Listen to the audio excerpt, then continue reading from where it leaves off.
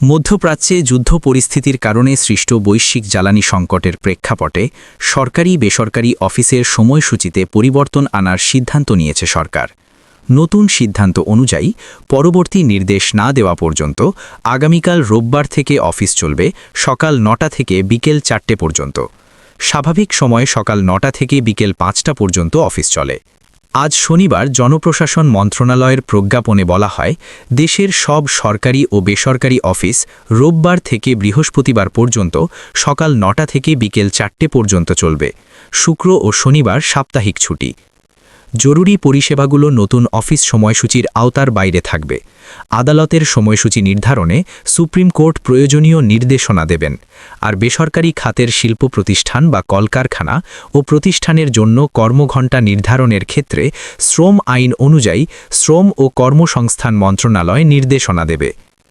জরুরি পরিষেবা বলতে সাধারণত বিদ্যুৎ, পানি, গ্যাস ও অন্যান্য জ্বালানি, ফায়ার সার্ভিস, বন্দরগুলোর কার্যক্রম, পরিচ্ছন্নতা কার্যক্রম, টেলিফোন ও ইন্টারনেট, ডাক সেবা এবং সংশ্লিষ্ট সেবা কাজে নিয়োজিত যানবাহন ও কর্মী, হাসপাতাল, চিকিৎসা সেবায় নিয়োজিত চিকিৎসক ও কর্মী, ওষুধসহ চিকিৎসা সরঞ্জামাদি বহনকারী যানবাহন ও কর্মী, গণমাধ্যম ইত্যাদিকে বোঝানো হয়। ব্যাংকের লেনদেন সকাল 10টা থেকে বেলা 3টে পর্যন্ত। ব্যাংকের সময়সূচিতেও পরিবর্তন আনা হয়েছে। আগামীকাল থেকে দেশের তফসিলি ব্যাংকগুলোর লেনদেনের সময়সীমা 1 ঘণ্টা কমানোর নির্দেশনা দিয়েছে বাংলাদেশ ব্যাংক। বাংলাদেশ ব্যাংকের প্রজ্ঞাপনে বলা হয়েছে, সরকার ঘোষিত পরিবর্তিত অফিস সময়সূচি অনুসারে পরবর্তী নির্দেশ না দেওয়া পর্যন্ত রোববার থেকে সকাল 10টা থেকে বিকেল 5টা পর্যন্ত অফিস চলবে, আর ব্যাংকের লেনদেন চলবে সকাল 10টা থেকে বেলা 3টে পর্যন্ত। শুক্র ও শনিবার সাপ্তাহিক ছুটি বলবৎ থাকবে। তবে সমুদ্র, স্থল ও বিমানবন্দর এলাকার ব্যাংকের শাখা, উপশাখা এবং বুথ আগের মতো 24 ঘণ্টা চালু থাকার নির্দেশনা বলবৎ থাকবে। বিপণী বিতান, অফিস ভবন, বাণিজ্যিক প্রতিষ্ঠান বন্ধ সন্ধ্যা 6টায়। সরকারের সিদ্ধান্ত হল, জরুরি সেবা ব্যতীত সব বিপণী বিতান, মার্কেট, অফিস ভবন, বাণিজ্যিক প্রতিষ্ঠান সন্ধ্যা 6টায় বন্ধ করতে হবে। বিদ্যুৎ, জ্বালানি ও খনিজ সম্পদ মন্ত্রণালয়ের এক সংবাদ বিজ্ঞপ্তিতে বলা হয়, আজ রাজধানীর বিদ্যুৎ ভবনে দোকান ও শপিং মল ব্যবসায়ী মালিক সমিতির নেতারা বিদ্যুৎ, জ্বালানি ও খনিজ সম্পদ মন্ত্রী ইকবাল হাসান মাহমুদের সঙ্গে বৈঠক করেন। বৈঠক সূত্রে জানা গেছে, ব্যবসায়ী প্রতিনিধিরা রাত 8টা পর্যন্ত দোকান ও শপিং মল খোলার দাবি জানান। যদিও সরকারের পক্ষ থেকে জানানো হয়েছে, মন্ত্রিসভার সিদ্ধান্ত অনুযায়ী আপাতত সন্ধ্যা 6টার মধ্যেই দোকান ও শপিং মল বন্ধের সিদ্ধান্ত বলবৎ থাকবে। এর আগে বিদ্যুৎ ও জ্বালানি সাশ্রয়ের জন্য 2022 সালের 15ই নভেম্বর থেকে সরকারি, আধা সরকারি, স্বায়ত্তশাসিত ও আধা স্বায়ত্তশাসিত প্রতিষ্ঠানের অফিস সময় সকাল 9টা থেকে বিকেল 4টে পর্যন্ত করা হয়েছিল। দীর্ঘদিন পর 2024 সালের জুনে আবার স্বাভাবিক সময় অর্থাৎ 9টা থেকে বিকেল 5টা পর্যন্ত অফিস করা হয়। এখন বৈশ্বিক জ্বালানি সংকটের কারণে আবার অফিস সময় 1 ঘণ্টা কমল। শিক্ষা প্রতিষ্ঠান। শিক্ষা প্রতিষ্ঠানে বিদ্যুৎ সাশ্রয়ের কর্মপরিকল্পনা বাস্তবায়নের বিষয়ে অংশীদারদের সঙ্গে আলোচনা করে শিক্ষা মন্ত্রণালয় পরবর্তী মন্ত্রিসভা বৈঠকে প্রস্তাব উপস্থাপন করবে বলে গতকাল শুক্রবার তথ্য বিবরণীতে উল্লেখ করা হয়েছিল।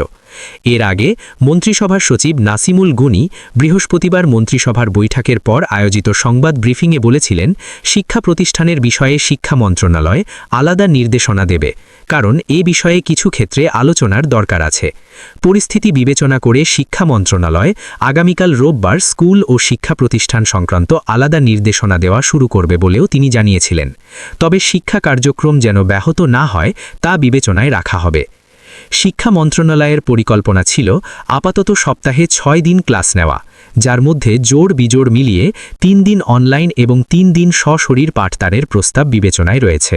অর্থাৎ একদিন অনলাইনে ক্লাস হলে পরদিন সশরীর ক্লাস নেওয়ার পরিকল্পনা করা হয়েছে। অনলাইনে ক্লাস হলেও শিক্ষকেরা সশরীরে উপস্থিত থেকে পাঠদান করবেন। ব্যবহারিক ক্লাস হবে সশরীর।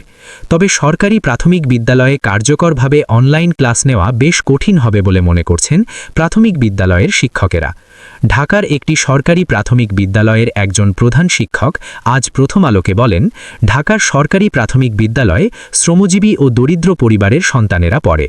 তাদের সবাইকে অনলাইন ক্লাসের আওতায় আনা অসম্ভব। এর আগে করোনা সংক্রমণ পরিস্থিতির কারণে অনলাইন ক্লাসের ঘোষণা দেওয়া হয়েছিল।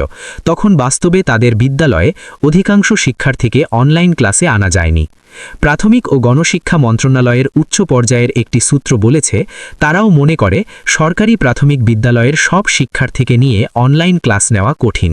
এজন্য খোলা রেখে কিভাবে সমস্যাটি সমাধান করা যায় সেই চিন্তা তাদেরও আছে। তবে সিদ্ধান্তটি আসবে মন্ত্রিসভা থেকে। পবিত্র রমজান, ঈদুল ফিতর সহ বিভিন্ন উপলক্ষে প্রায় 40 দিনের ছুটির পর গত 29 মার্চ শিক্ষা প্রতিষ্ঠান খুলেছে। এর মধ্যে মধ্যপ্রাচ্যে যুদ্ধ পরিস্থিতির কারণে জ্বালানি সংকটে পড়েছে অনেক দেশ, যার প্রভাব বাংলাদেশেও পড়েছে। এ পরিস্থিতিতে জ্বালানির উপর চাপ কমাতে শিক্ষা প্রতিষ্ঠানে আংশিক অনলাইন পাঠদান চালুর বিষয়টি সামনে এসেছে।